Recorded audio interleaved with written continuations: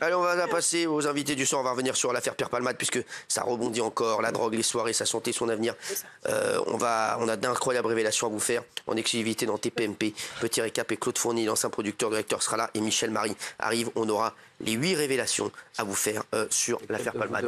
Parce qu'il y a encore des révélations. Merci encore Stéphane Ravier. Regardez. Merci Cyril. Il y a quasiment un an, jour pour jour, Pierre Palmade provoquait un grave accident de la route faisant plusieurs victimes, dont certaines qui gardent de lourdes séquelles encore aujourd'hui. Le traumatisme est psychologique, il est énorme. Elle est sous antidépresseurs, sous anxiolytiques. Un grave accident survenu après avoir passé des soirées chemsex, des soirées mêlant relations sexuelles et consommation de drogue. Son train de vie lui imposait d'avoir au moins 6 000 € par mois pour acheter sa drogue. Et aujourd'hui, cette affaire qui a bouleversé les Français connaît d'étonnants rebondissements. Alors Pierre Palmade a-t-il replongé aujourd'hui? L'homme est-il désormais libre de ses mouvements? Près d'un an après l'accident, retour sur les incroyables révélations de l'affaire ce soir dans TPMP. Ouais. Voilà. Bon, merci Michel Marie. Incroyable. Il joue avec nos nerfs. Il joue avec la mode là. Regardez, il joue avec la mode. Non, Daniel, C'est très fort. Il fait tout pour m'exciter. C'est un beau mal. il fait tout pour m'exciter. Un beau mal. Celui-là, il est au nouveau détective, dans 2 ans il est au Sénat celui-là. Merci Michel Marie d'être là. On va revenir sur les 8 révélations de l'affaire Palmade. Et merci à mon ami Claude Fournier que j'aime. Merci d'être là mon Claude. Merci et puis bonsoir à tous. Merci d'être là mon Claude. C'est toujours un bonheur quand je te vois. Producteur bien sûr historique de Pierre Palmade. C'était mon producteur aussi Claude Fournier. Quand j'avais fait un spectacle, c'est lui qui m'a produit. Et c'est vrai que... Ton seul spectacle. Mon seul spectacle, c'est toi qui m'as produit. T'as perdu énormément d'argent, donc merci d'être là. Toi, t'as bien fait de faire la télé. Avec Gâteau et Revon. Ta gueule. Merci avec Stéphane Gâteau, mon ami, et Jérôme Revon, mon ami également. Alors, on va revenir sur l'affaire Palmade et on a 8 révélations à vous faire ce soir. La première, une des victimes, comme on l'a dit hier, une des victimes de Pierre Palmade est au plus mal aujourd'hui. C'est les 8 questions qu'on se pose. Elle est au plus mal, donc ce que vous nous avez dit hier, Michel et Myriam. Oui. Oui, la jeune femme qui était enceinte, qui finissait son 6e mois, est au plus mal. Elle est sous anxiolytiques et antidépresseurs. Elle n'a pas pu reprendre le travail. Elle a encore des blessures, notamment à la jambe et au bras. Et puis surtout, elle est traumatisée. Le fait d'avoir dû accoucher comme ça et d'avoir vu son bébé. Elle a dit aux enquêteurs qu'elle avait même compté les doigts de sa fille. Elle est vraiment traumatisée et elle a du mal à sortir de chez elle. Donc, elle n'a qu'une envie, c'est que Pierre Palmade aille en prison. Voilà, donc c'est vrai, vous avez suivi l'affaire également, Claude, bien entendu, et Gilles, oui. Le père aussi, le conducteur. Oui. Le conducteur va mal aussi. Il a été 7 fois opéré. Voilà, il a encore un handicap très lourd. Et l'enfant qui avait 6 ans, qui a 7 ans maintenant, il porte un corset. Il y a eu un choc à la tête, il a une immense cicatrice, il a vraiment du mal à se réinsérer. Il ne parle pas, il a du mal à manger, c'est très compliqué. Pour les 3 victimes, c'est très très lourd. Deuxième question, et on va faire de nombreuses révélations ce soir. Pierre Palmade a-t-il replongé dans la drogue? Oui. Alors, Oui. oui, Il a replongé au mois de juin. Au mois de juin, il a même demandé lui-même à aller au mois de juillet retourner dans le service de toxicologie dans l'IHU de Bordeaux. Il y est resté plusieurs jours. Il a effectivement avoué d'ailleurs aux enquêteurs qu'il avait repris de la 3-MMC, la fameuse drogue pour les chemsex, et qu'il avait besoin à ce moment-là de réconfort et que donc il a replongé. C'est l'effet craving, je ne sais pas si vous savez ce que c'est, cet effet où en fait on est tellement en manque qu'on est obligé de reprendre de la drogue pour se sentir bien. Oui, vous saviez ça qu'il avait repris? Oui, il l'a reconnu lui-même, et notamment il a été filmé dans une boîte de nuit à Bordeaux où il a reconnu à cette occasion avoir consommé des produits stupéfiants. Vous avez de ces nouvelles, Claude? Non, moi, j'ai pas de nouvelles directement avec la famille, à part...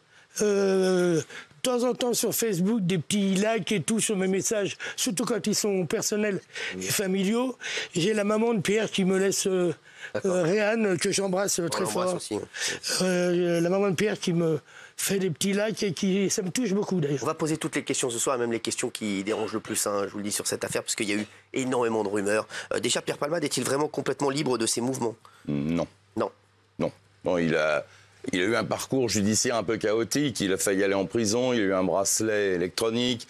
Il a été incarcéré sous bracelet électronique, mais à l'hôpital parce que la justice a préféré le soigner que de l'enfermer, ce qui, à mon avis, n'était pas forcément une mauvaise idée. Et ensuite, le parquet avait fait appel de la décision du juge d'instruction parce que le parquet voulait à tout prix l'embastiller, comme on dit.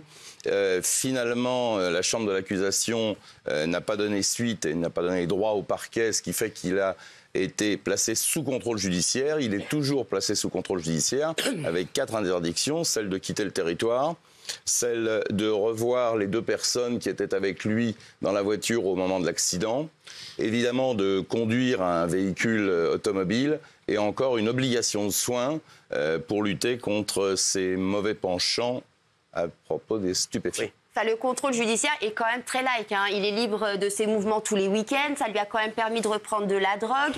Ses rendez-vous à l'hôpital ne sont pas extrêmement réguliers. Donc, quand même, c'est plutôt une situation assez privilégiée. Enfin, quand vous dites reprendre de la drogue, on sait qu'il en a repris une fois. Il ne faut pas forcément faire une généralité. Et il l'a dit très honnêtement. Il a été dire aux policiers qu'il en avait repris. Et il s'est fait réhospitaliser. Donc. Mais bon, quand même, oui, Claude. Non, moi, je voulais dire, et puis à chaque fois que je suis venu sur ce plateau, à chaque fois qu'on parlait de Palmade, j'ai aussi fait un parallèle avec ma vie personnelle. Bien sûr. Et donc, arrêter de prendre la drogue, c'est facile quand on est enfermé et qu'on n'est pas libre de ses mouvements, justement. Puis moi, j'ai fait 2 cures. Non, mais j'entends bien, mais c'est pas le propos. Mais le propos, c'est pour dire que... Engueule pas, Michel. Il raconte. Non, mais oui. Michel, non, mais le propos, c'est de dire que moi, j'ai fait une cure dans une clinique Bobo à Boulogne, que tout le monde connaît, puisqu'on y côtoie avec des ministres et des députés et des artistes. Et des sénateurs des gars du aussi, Sénat peut-être. Ouais. Mais j'ai fait 3 mois là-bas. C'est vrai que c'est quoi ça, c'est incroyable, c'est ce que vous nous dites là. C'est une clinique où il y a que... C'est une clinique, entre guillemets, ce qu'on appelle VIP, showbiz. Ouais, c'est genre, c'est tous ceux qui sont drogués et qui... Si tu veux, c'est une clinique discrète. Ouais, où on fait des intoxications là-bas.